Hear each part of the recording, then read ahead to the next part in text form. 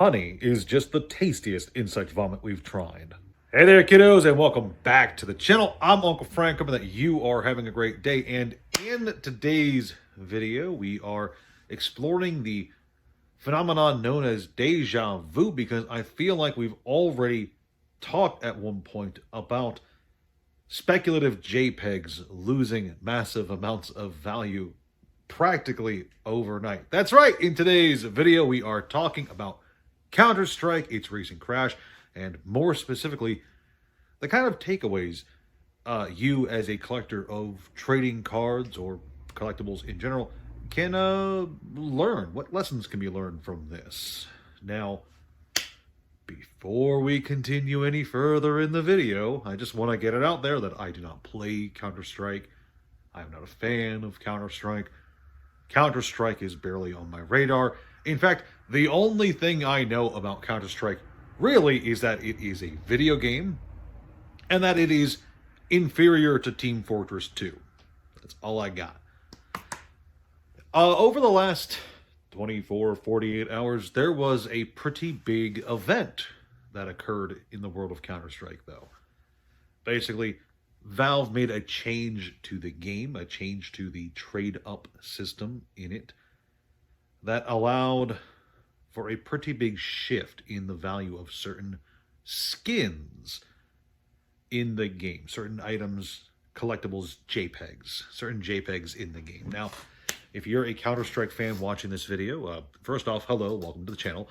And second off, feel free to correct me if I get anything wrong here. But basically, from what I understand, Counter-Strike has a system where you can send 5 items of a lower rarity and turn them into 1 item of the next rarity up. And it has a color gradient system that goes from, I think it's blue is the most common, to gold as the most rare and desirable and super shiny. And that's like for the knives. I guess the big Counter-Strike thing is knives. And cool, I guess. But yeah, I guess up until just like the day, 2 or 3 days ago, you couldn't actually trade up into a gold knife. You had to get it through some other means, I guess loot crates or something. I don't actually know.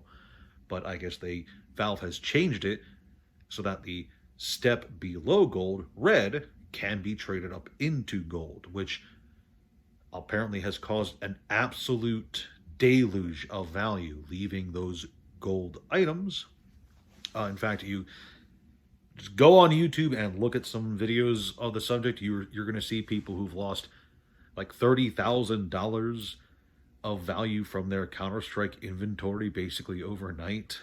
And let me tell you, at least one of the guys, it looks like he took it pretty well. He wasn't happy, obviously, but he took it a lot better than I would have taken, losing $30,000 in JPEG money. I know that it's a serious thing, but still, I do joke around here about that kind of thing. But yeah, it is a pretty interesting thing to think about. The fact that one small change can have a huge impact on the perceived value of a given item, a given group of items, a given investment category, etc., whatever you want to call it. Because, yeah, one small change is all it took for Counter-Strike's most desirable category of items to lose potentially, like, I think it's like 30% of value basically overnight, which is a huge dip for anything, really. And it's caused a lot of panic, a lot of loss in confidence in Counter-Strike.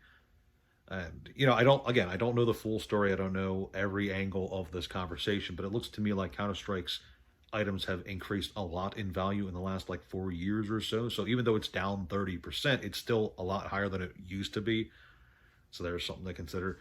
But still, it does look like there was a lot of panic, a lot of anger, and a lot of frustration over people losing the floor out from under them, especially a lot of speculative guys who got into Counter-Strike as a speculative asset. Because, believe it or not, there are people who will go speculative on items in game. Like, I know that I joked at the start of the video that Team Fortress 2 is better than Counter-Strike, but Team Fortress 2 is guilty of that too. There's an item in the game called Strange Hats, which are worth a lot of money for what is effectively an animated JPEG in a video game about shooting a guy who is wearing a different shirt than you. Interesting stuff. But enough of the preamble ramble. Let's get into the actual meat of the discussion. The fact that one change, as I said, can make all the difference in the world of collectibles, in the world of finance, etc. Because one factor really is all it takes. One unaccounted for bit of information can change the entire future of something that you're parking money into, speculating on, investing on, whatever you want to call it, you know. And this is a big part of why so many Magic fans are convinced that Wizards will never change the reserved list, for instance, because changing the reserved list could theoretically, if Wizards went away and just said, no more reserved list, we're reprinting Black Lotus. That'd be great.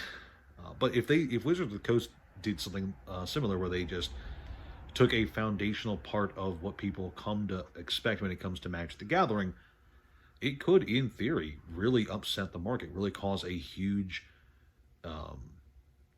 system-wide shock to what people come to expect and their confidence in Magic the Gathering. The same thing could happen for, let's use Fableds, I think, for Flesh and Blood. Whichever ones don't get reprinted. Not Legends, I think it's Fableds. The gems, you know, Heart of Findal and such, they don't really get reprinted a whole lot, if ever, I think.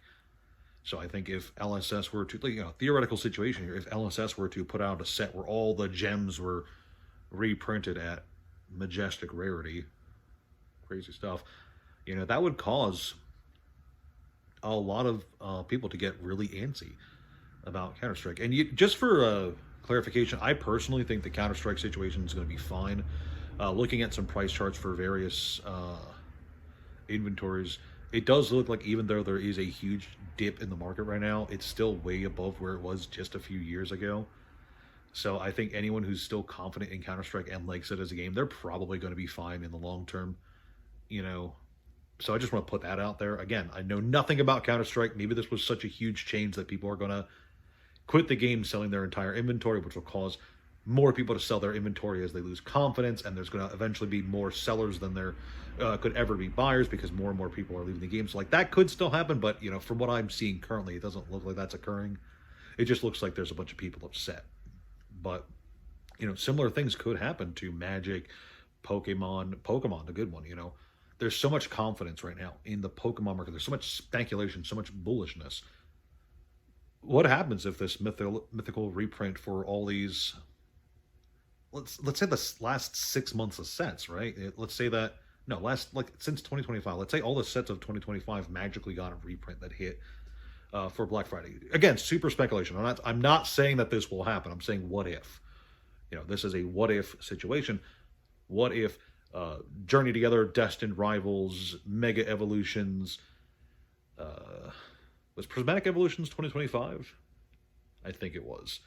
You know, if all of these highly sought after Pokemon sets that have some really expensive cards in them, Prismatic Evolutions has some really expensive cards in it, Destined Rivals has some expensive cards, like, what if those all got reprinted and they were so available? If the Pokemon Company made them so available by Black Friday and they just flooded the market out, there'd be a lot of panic from speculative investors who are suddenly a lot less confident that Pokemon's going to go to the moon, as they say.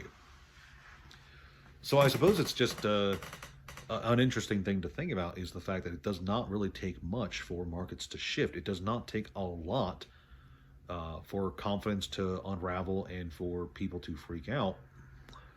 And you'll never know what's coming. You know, this is not a be panicked at all times thing, because you'll never know what the future holds. And this is part of what I've said on this channel for a long time, is that you can't predict the future. You have no idea what's coming, so you can only make the choices that seem best in the moment.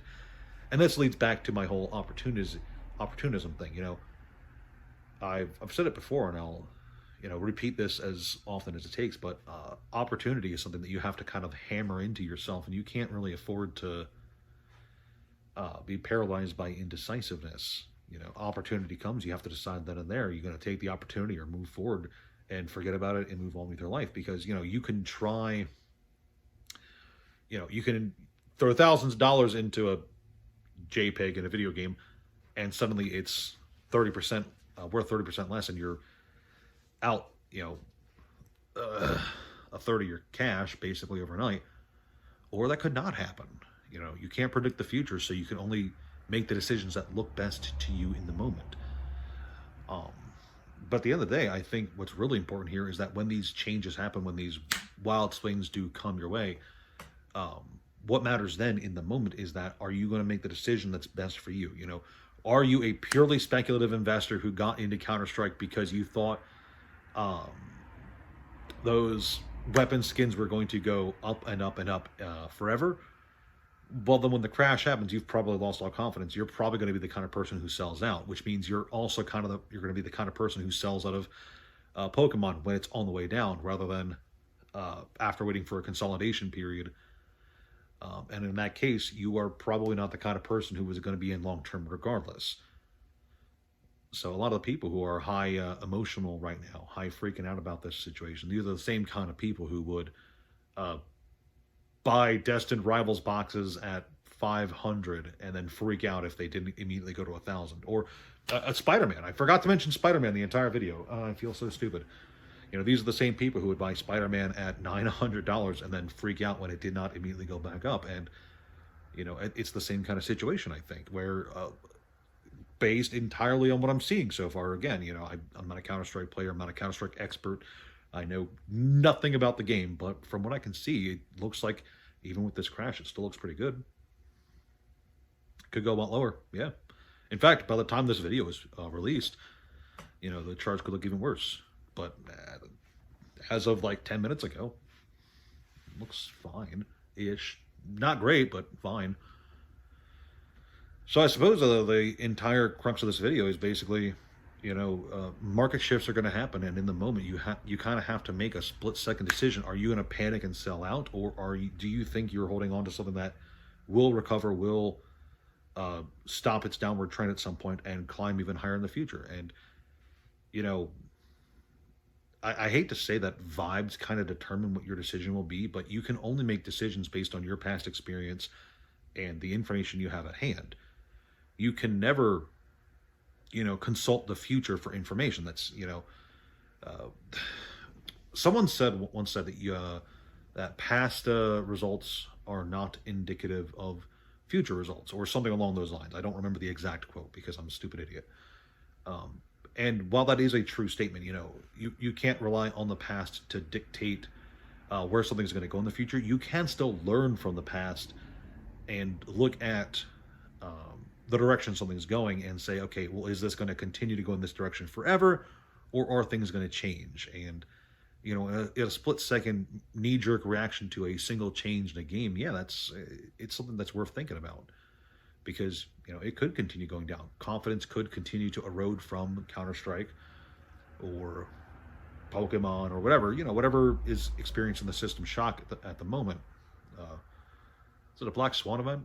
I suppose a Black Swan event's a good way to describe it too, for those super investment gurus out there in the audience. But really, at the end of the day, what matters is, you can't go beating yourself up or freaking out over something that occurs out of your control. All you can do is kind of learn from it and try to make better decisions in the future. And that's really the impetus of any journey, I think, is trying to do better, slightly better, every time, every day, every decision you make. Try to learn from your mistakes or perceived mistakes, learn from what went right, what went wrong, and, just try to do a bit better every time. Because ultimately, improvement is, I think, what matters. Maybe not most, but trying to improve definitely matters quite a lot. So that's all I got for you kids today. I hope you enjoyed this video. Please leave a like, share, subscribe, leave a comment down below if you do. Let me know about how much you guys like Counter-Strike and how awful Team Fortress 2 is, or vice versa. Do you agree with Uncle Frank? Do you think man versus machine is the superior game mode versus... I have no idea what game mode Counter-Strike has. Anyway, thank you guys so much for watching, and have a great night. Or day. Afternoon? Evening. Doesn't matter. See you guys next time.